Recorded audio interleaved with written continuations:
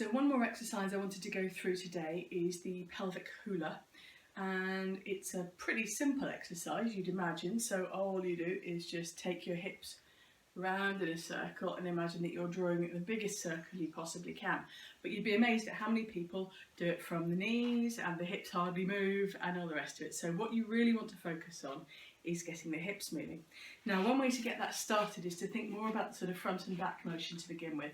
So if you imagine that your pelvis is, you've got an axis through here, so what you're trying to do is tuck under and then tilt back. So it's just a pelvic tilt, tuck under and tilt back. I'm really trying to isolate that to the pelvis. So you can see that my shoulders are barely moving, my knees aren't moving, all the movement is happening there around my pelvis.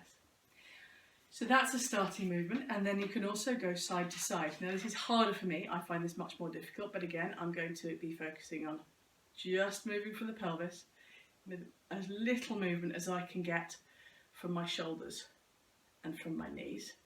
And then from there I can sort of go point to point, so I'm going tuck it under all the way into that front corner, back left, front right, and then keep it going round. And then it's important to go the other way as well.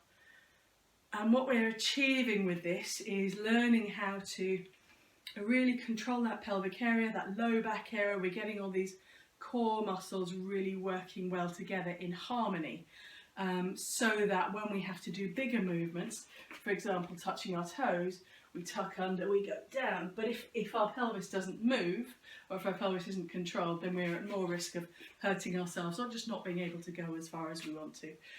So pelvic hula, really great exercise for restoring movement and control around the pelvic area.